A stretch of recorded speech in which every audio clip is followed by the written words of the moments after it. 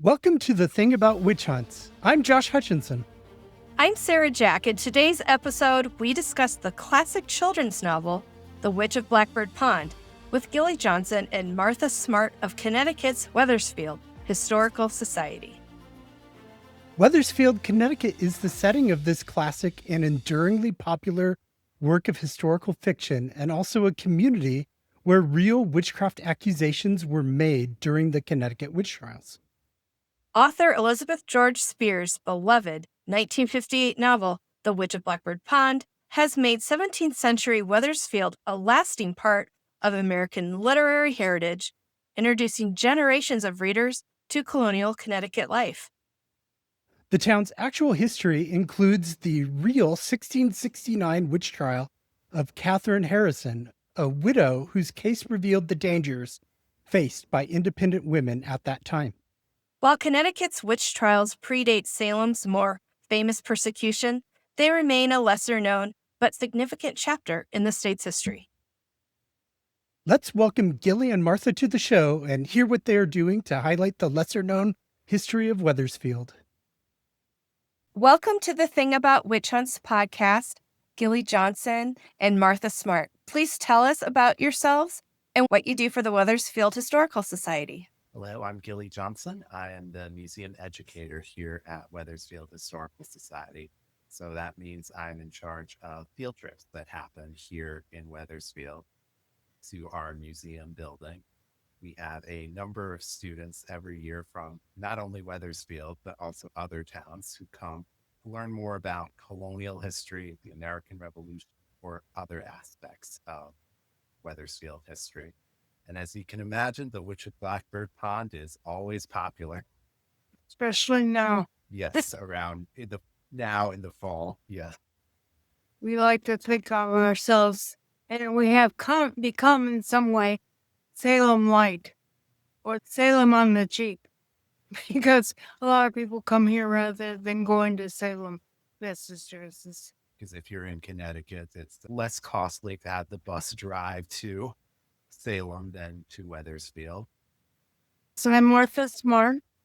I am the research librarian, research and reference librarian here, as well as doing library duties. I answer a lot of questions about Connecticut history and genealogy. And my background is not colonial American history, but European history of the 18th century, which feeds in nicely to what we are doing here. And we try to answer all questions that we get. We do answer all questions that we get. And sometimes it deals with going up to the town and searching land records and genealogy records that we have here. And hopefully we learn something too in our research. What would you like for people to know about Wethersfield and the Historical Society? So Wethersfield is one of Connecticut's oldest towns. People in Wethersfield will tell you that we are the oldest town in Connecticut, but people in Windsor will disagree with that statement. In our museum building, we have a box from the 1930s that Windsor sent to Wethersfield. And on the box, it says, "To Old Wethersfield from older Windsor." So there's been a long rivalry between Wethersfield and Windsor over who's actually older. The thing is, it's kind of a ridiculous argument because within just a couple of years, Hartford, Wethersfield, and Windsor were established as the Connecticut colony. And one of my chief concerns is when people arrive or when they come in, they know nothing about the religious background of the Puritans, who these people were and what they believed in and how they came to be here. And I think that's basic to understanding Wethersfield's history.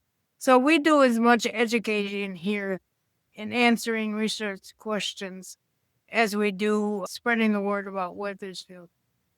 So that's one of the big things at Wethersfield Historical Society, educating people.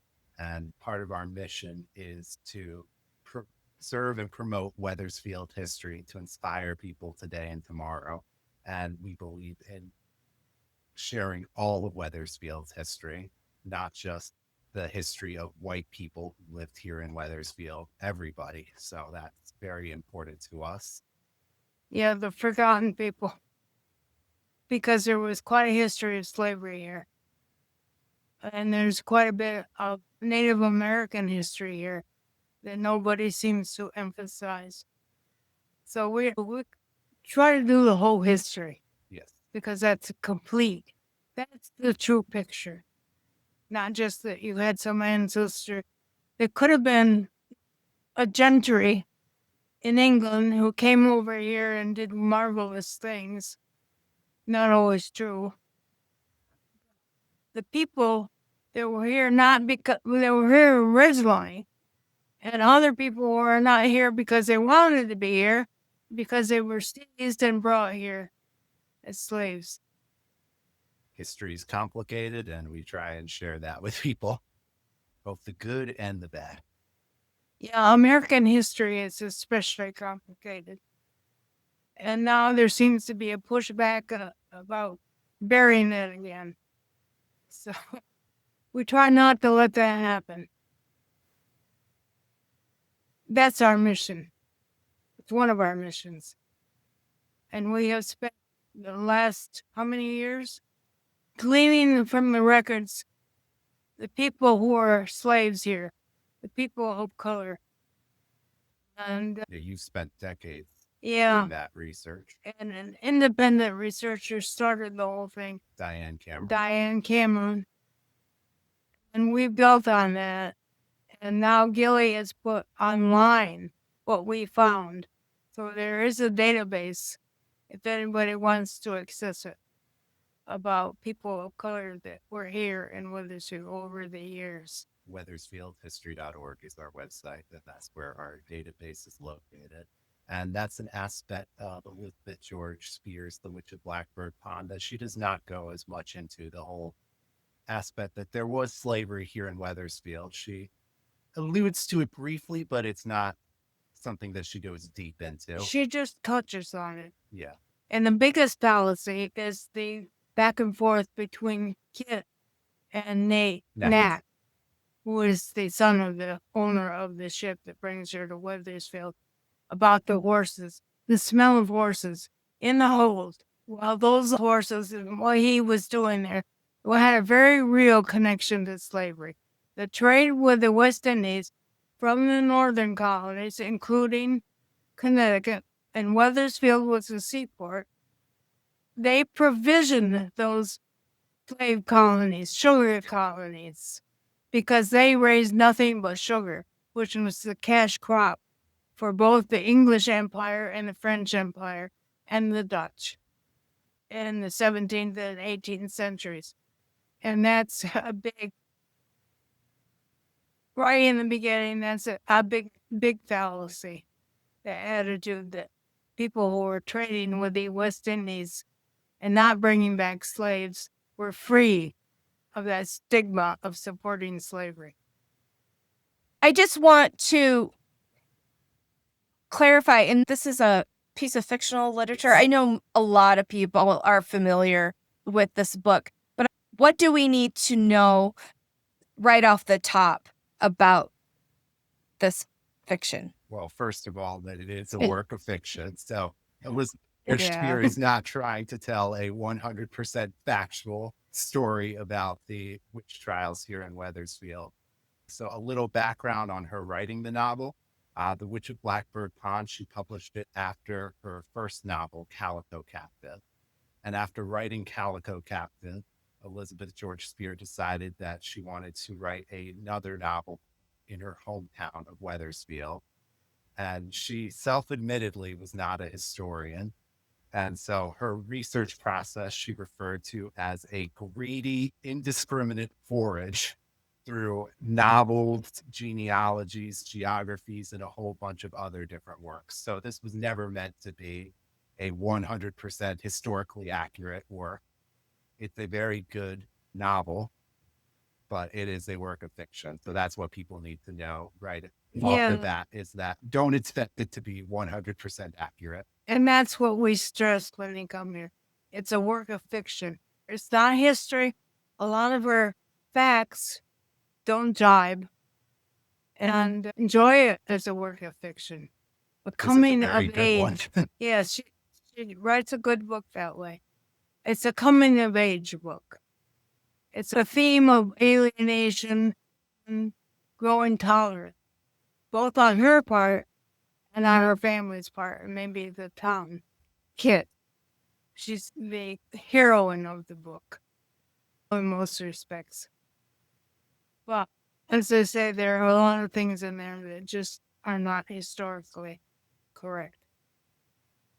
And I think part of, in my personal opinion, part of the novel's strength is Kit as a heroine.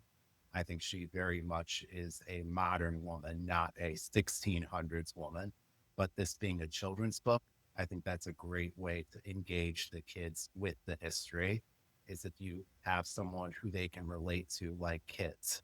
It helps them to understand this world that she's going through. And I think that Elizabeth George Speare does a very good job with that. Yes, I think most young teenagers have great recognition of what she was going through. Not that they have a family that is Puritan, or maybe in some cases at least they are. But yeah, how do you fit yourself into this world that seems a little bit alienated from where you are? And she was poster child for that, a spoiled child coming from the West Indies where it was totally different, to Wethersfield, where the Puritans were in control, Puritan mentality and beliefs. And one of the things that kind of sticks in my craw when she goes to the church and she sees the whipping post and the stocks in front of the church, and she shudders. I don't think a girl who grew up on a sugar plantation in Barbados, which had the worst abuses of slavery in the Western Hemisphere, would have even batted an eyelash at that. But she's trying to set her apart from these people who are up here. And each time she does that, she recoils at something they're doing up here. And she is definitely alienated, not only from the society at large around her, but in some members of her family, that she has chosen to run away from Barbados and join them up here, unannounced. Yeah, I mean, we, like Kit, are the outsiders of this world. So we are coming, just like Kit is coming to understand this world, we as the reader are also coming to understand the world. So I think Kit is a very helpful heroine in helping us as modern readers to understand this very different world from our own. Yes, I think you're right. And it's a gradual process of her going into her own toleration and them also being tolerant of her. So it's a growth in both directions. And that's one of the strengths of the novel, I think. It isn't all one-sided. At first, it is. But you see growth after a while. You do. And we've heard from a lot of people that they've read this with their classes. Why is The Witch of Blackbird Pond so popular with teachers? Why is it such a staple in classrooms? I think it's largely because it does paint a good picture of that era, or it attempts to paint a good picture. And it's a way of getting people young people interested in history, because it touches on witchcraft, which was a real thing here in Wethersfield. It touches on Puritans who are here, and maybe some people will pick up some information about the Puritans, who they were. It also touches on the history of not just Wethersfield, but the Connecticut colony. When James II in England decided to amalgamate New York and the New England colonies into one big colony and sent Governor Andros here to get the charter, supposedly. He didn't need to get the charter, really. All he needed was the submission of the government, which he got. But then out of that grew that legend about the charter being hidden in the charter oak and the candles being blown out, et cetera, and so forth. And the reestablishment of government under that charter after James was chased out of England and Andros was arrested up in Massachusetts. So it's a spoonful of sugar, if you will, leading into the history. And it might lead people to study, young people, to study more about that history. Yeah, so I think you're right that that's one of the reasons for its popularity among schools, that it's a good window into this early history. I think also people are, at least the school groups we have mentioned how they really loved the ending of the novel with the witch trial. That's a very dramatic section of the book, and that's something that appeals to both the teachers and the students. They both groups love that part of the novel. Yeah, there's a good resolution. Yes. Yeah, it's always the worst when you're reading a book and then you've gone so invested into it and then it has a terrible ending. Like I read The Mill on the Floss by George Eliot and I was really enjoying it, and then it has this really bad ending and it's like, oh, I feel like I just wasted so much time on this book because of the ending was not great. And so having a strong ending is, I think, very important for a novel. And The Witch of Blackbird Pond has a strong ending. I think it's part of its appeal. And I will say that was not a trial. It was a hearing.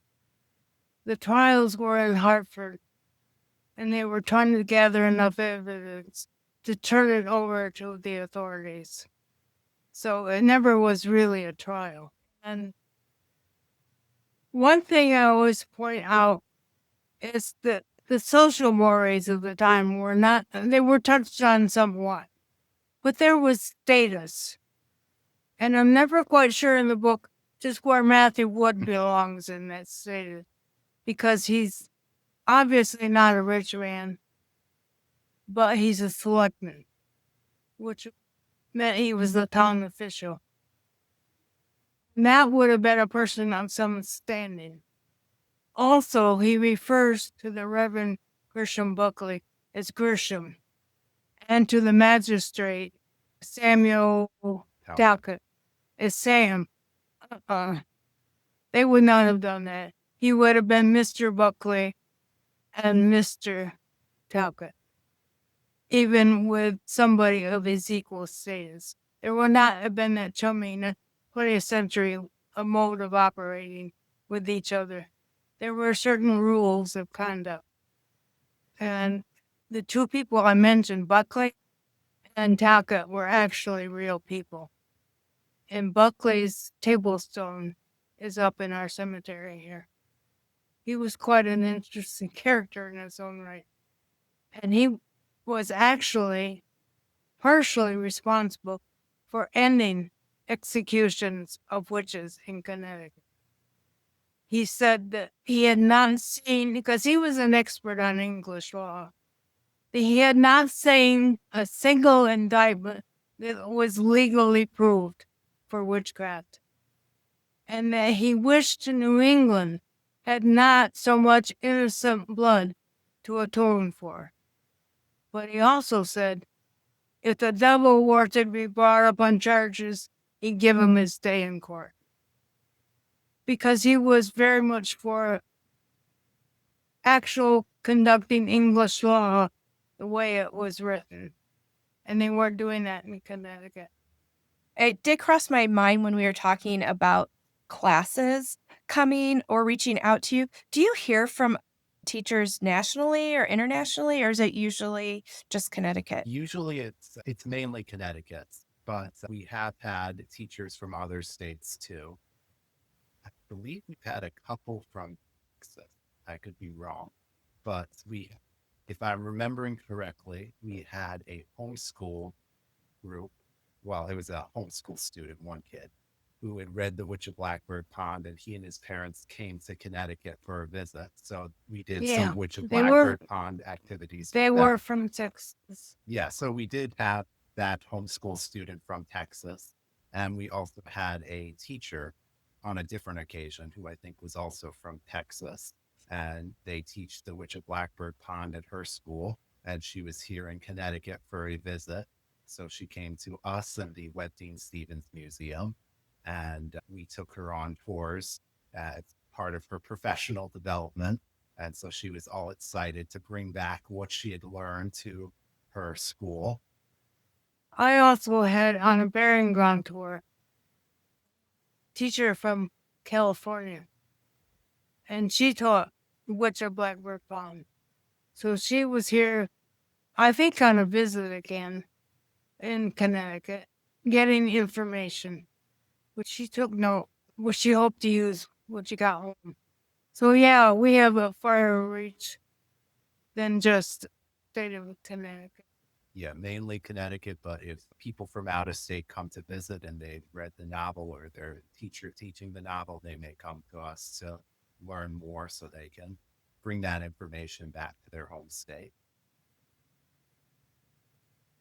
And we've had people, again, from California who were not teachers, but had read the novel and were interested in the history of Wethersfield. So yeah, it's a draw.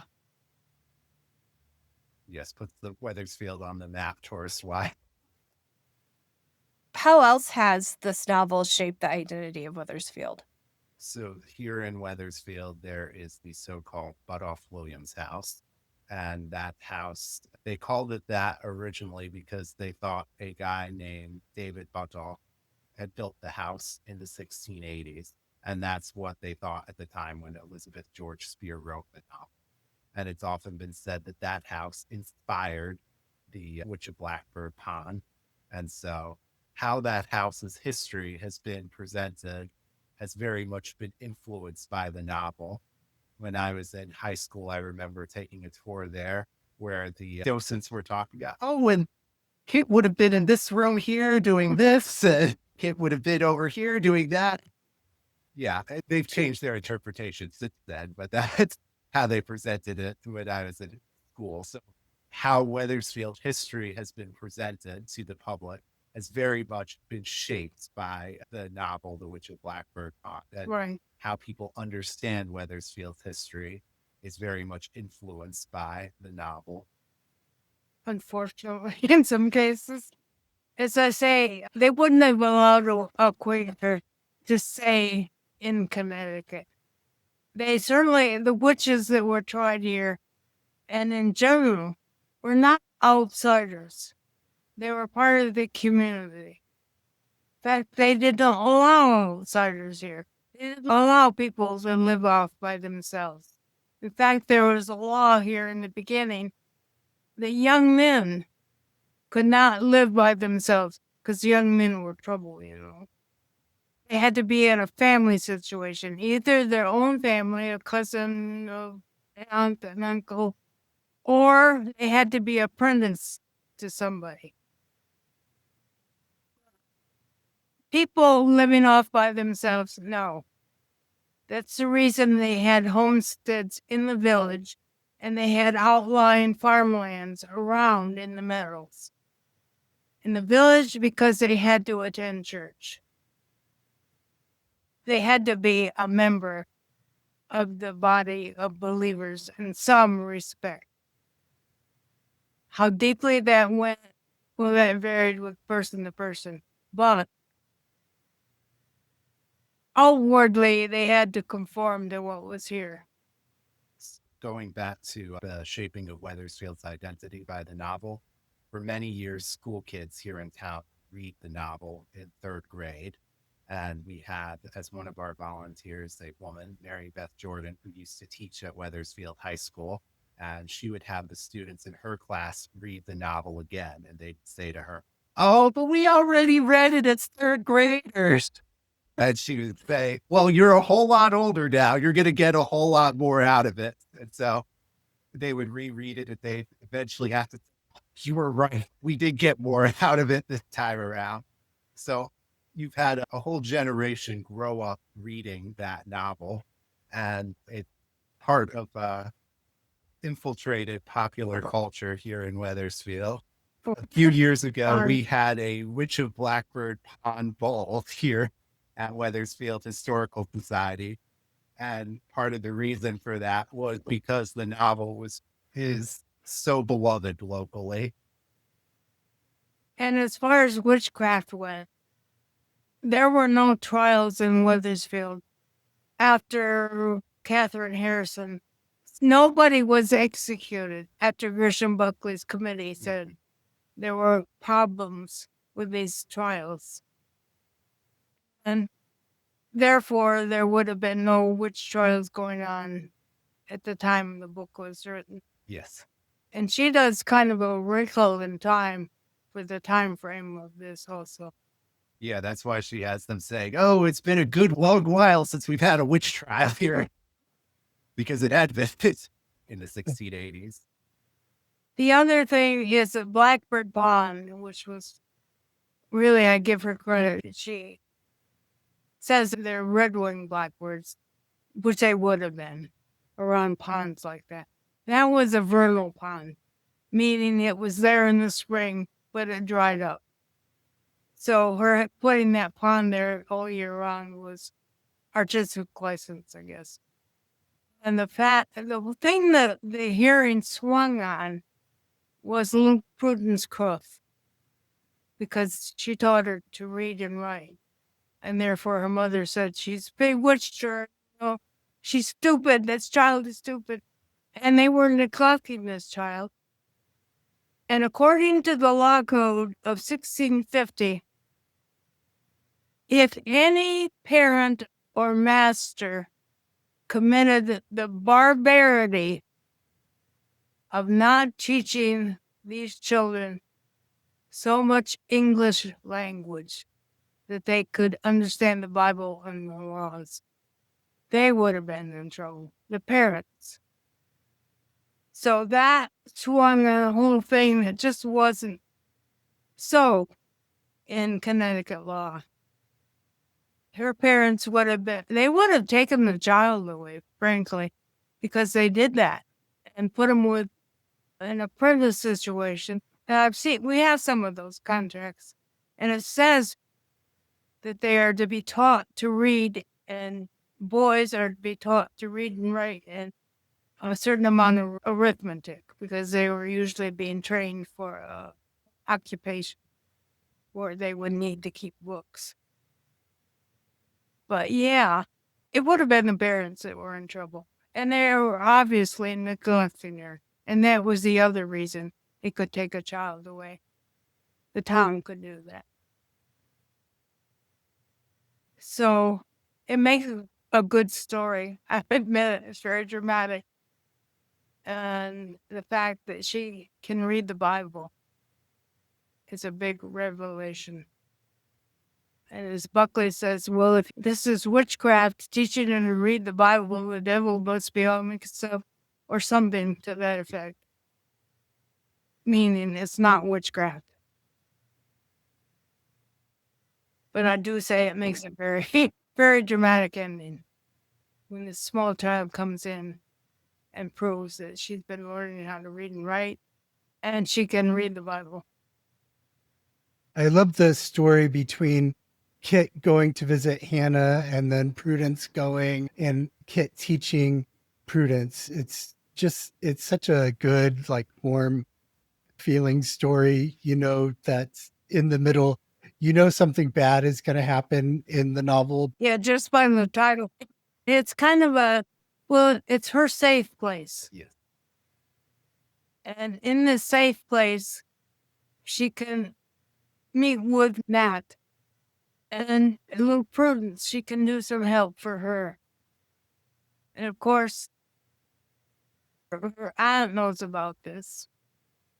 Yeah. And so getting back to her meeting with Hannah, when Elizabeth George Speare was talking about why she chose Wethersfield as the place to set her novel, one reason was that it was her hometown, but another reason was she could imagine her heroine finding a home in the Meadows. And that's very much what you were describing there with her meeting with Prudence and Hannah. It becomes like a home, a real home to her. Yeah, and it's to say it's her safe place. And she can show another side of herself, which she can't show to her family. Yeah, so the Great Meadows is a real place in Wethersfield. So that's a place that Elizabeth George Speare was familiar with. And as I said, that's why one of the reasons why she chose to set the novel in Wethersfield. And I think in a way it reminds her of the ocean, the grasses. And that's a very real thing, because I remember when my daughter was looking at colleges, we went to Purdue and we stopped at a gas station to get some gas. And out on the prairie, there's a very, very real sense of the light that you see over the ocean. And I was sitting there and I said, "Wow, look at that. You could almost imagine the ocean that's over the hill." And my two children looked at each other and they said, "The heat has gotten." I can relate to that, yeah. And it probably did remind her somewhat of her island home her near the ocean, which is a nice touch. We touched on there being other witchcraft accusations in real life in Wethersfield. We've touched on Katherine Harrison a few times. What were the other witchcraft accusations? Who was accused Well, out of in Wethersfield? 1648, there was a woman, Mary Johnson, a servant, who confessed to being a witch. And I think there was something seriously wrong with that woman. If you confess in Connecticut, you were executed. So she was the first one. There was a previous one in Connecticut, in Windsor. She was the first one in Connecticut that was accused of witchcraft in 1647.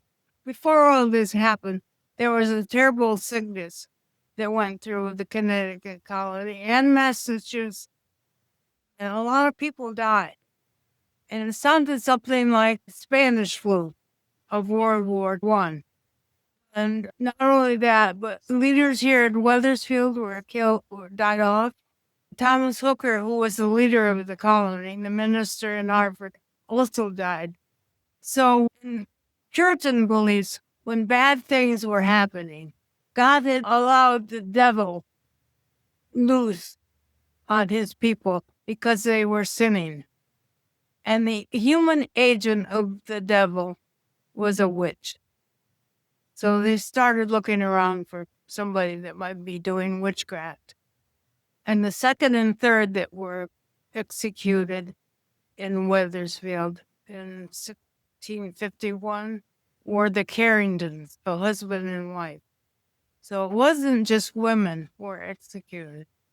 Mainly it was. But there were men, as there were in Salem.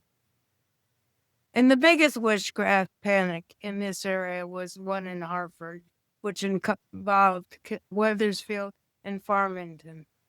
And there were 3 people that fled Wethersfield as a result of that. James Wakely and husband and wife Palmer.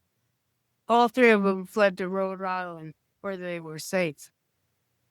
And there were, again, a husband and wife, the Greensmiths, that lived on the south side of Hartford, but both had Wethersfield connections. She had lived in Wethersfield for a time. He owned land in Wethersfield. So there was that, the south side of Hartford is very close to Wethersfield. So there was that connection. And of course, Katherine was the last person tried, Katherine Harrison. And that grew out of that panic in Hartford. And she was tried twice. First time was a hung jury. The second time she was convicted. And that's when John Winthrop Jr., the governor of Connecticut, stepped in. He tried to ameliorate these trials, and he had actually gotten, in a number of these trials, a reconciliation between the accused and the community. Well, it was no go with Katherine Harrison.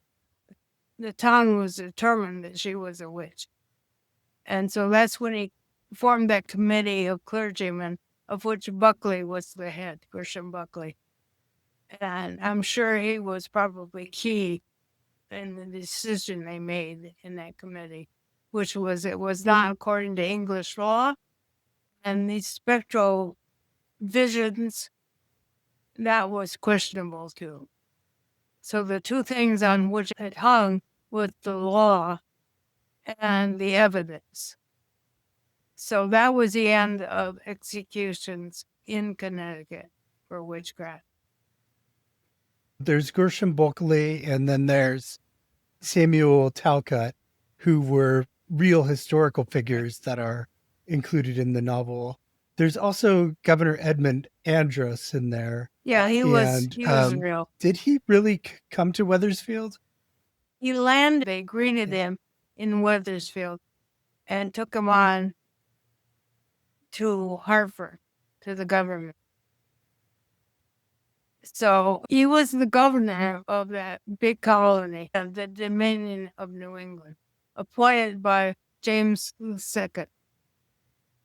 Elizabeth George Speare could not resist the legend of the Charter Oak because she thought it was a great example of colonial resistance to England before the American Revolution. So she loved that story, just like I love that story. And most historians think it was just that, a myth that never really happened. As I said, it didn't matter whether they handed over the charter, the actual thing. They handed over the government to Andros. And the clerk in charge of keeping the notes and everything wrote finesse after his visit. I mean, it's done. It's ended. Can you just give us a really brief version of the legend or the story of the charter? Yes. or So the there are charter? many elements to the story, but the basic story is Edmund Andros shows up in Hartford, demands the charter, and the governor at the time stalls him. And then there are two variations of what happens in that. Either the governor falls on the table and all the lights go out, or someone opens a window and all the lights go out. But in the darkness, however it happened, the charter is taken from the table and given to Captain Joseph Wadsworth, who's waiting on his horse. And he goes and hides the charter in an oak tree and thereby protect Connecticut's charter from evil Edmund Andros. Yes. And depending on who's telling the story, you may get some embellishments. So like one of my favorites is in one version, the Willis's daughter ties a dog around the charter oak tree named Lion to protect the charter from British. I hadn't heard that one. Yeah, so Lion, the great canine hero protecting the charter. Of course, the charter oak then became an icon. Yes. And it was a white oak. The white oak is a tree of Connecticut. So if you've seen the Connecticut State Quarter, our State Quarter has the charter oak on it. So if you've ever wondered what the tree is on the Connecticut State Quarter, that's the charter oak. So long after these events may or may not have happened, after the Revolution, people remember that, oh, we stood up to the British. We hid our charter. We did not give it to them. It's been like a myth in Connecticut history that has made people feel good about Connecticut. Yeah, and when the tree came down in the 19th century, there were all kinds of artifacts that were made from that. What was it that Mark Twain said about the If charter oak? if they put all the things that were made from the charter, supposedly made from the charter oak, it would circle the equator several times. So that was his take on. on the Charter Oak. Yeah, there are so many Artifacts. things that are supposedly made of wood for the Charter Oak. It's a bit like the True Cross here in Connecticut. You have a fragment of the True Cross, or you have a fragment of the Charter Oak. Yeah, we've seen a chair made out of the Yes. Charter Yeah. Oak. And at the state capitol too, Yeah, they, the state the capitol. yeah, the lieutenant governor It sits says in in it. there. That's supposed Yeah. to be made from the Charter Oak tree. At the last time I took a Capitol tour, they say, "Oh, the lieutenant governor sits in the chair, and it's a wishing chair, wishing that they were governor." I think Samuel Cole also had a cradle made out of the wood from the Charter Oak. So it was definitely an icon of Connecticut history. Yes. Whether it was true story or not is up for grabs. But it made people feel better about giving up their authority over their own destiny for a time. They didn't really do that. And as they say, with the glorious revolution in England, where they chased James out, they had the wisdom not to execute him as they had done his father. They just chased him back to Europe. That ended. That great dominion of New England fell apart. And Andros, as they said, was arrested and shipped back to England. When we opened today, you told us how important the full story of history is. Is there anything else you want to tell us about the programming around that for visitors, what they can expect to experience? Actually, next week we have a new exhibit called Forgotten Patriots. And this exhibit will share the stories of Black people, women, and Native Americans who participated in the American Revolution. So America 250 is coming up, and we wanted to share these stories that are so often ignored.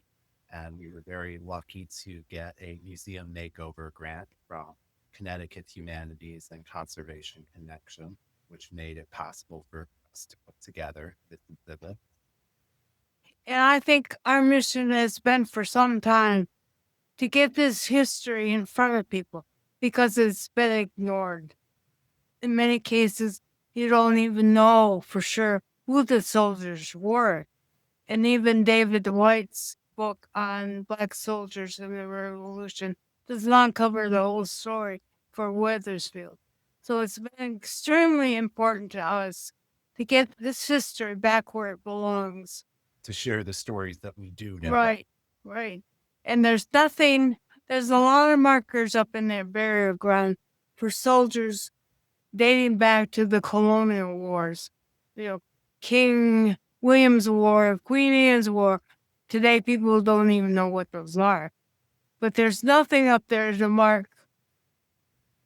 There are at least 3 veterans of the Revolution, Black people, who are buried up there in that burying ground. Nothing. And we hope to get a marker there that says something about that. Yes, we're hoping the town will partner with us to do that.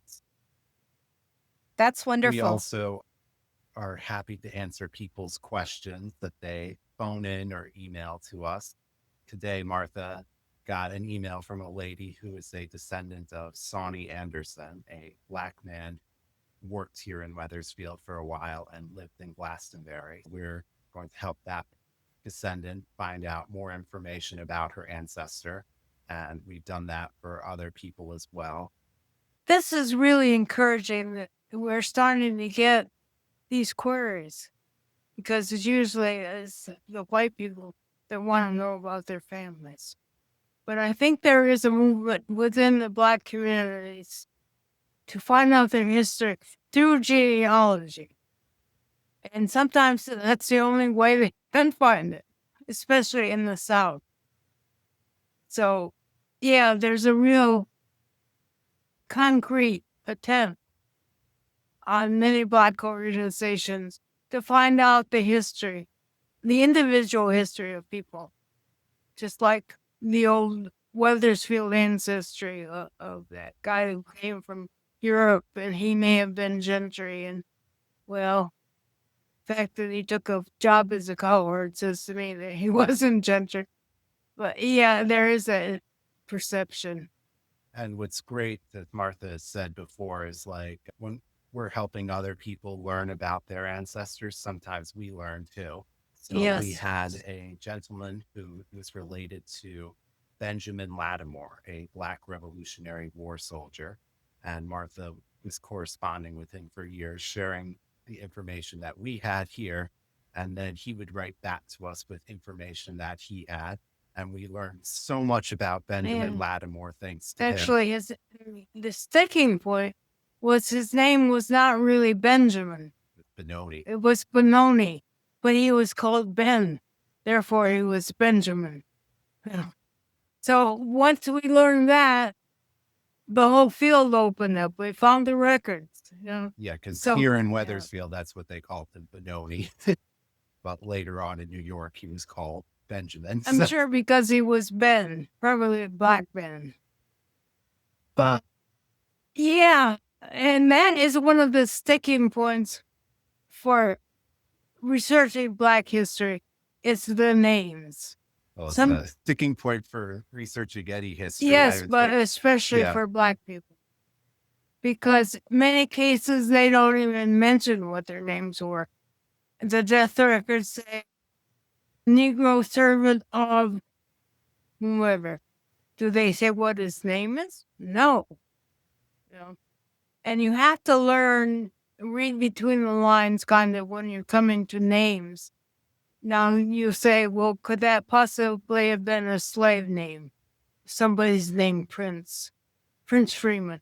That says to me right away, he was a slave at one time. So you have to be cognizant of the way they named people, their slaves, and what the name became when they got their freedom. And sometimes it changed. Many of them adopted the name Freeman because they didn't want to be the name of their master. And there are very few cases where the name actually reflected African history, African ancestry. So that can be a problem. Yeah, names change over. And Yeah. we're learning as we go. And hopefully, I consider a day where I don't learn something a day wasted.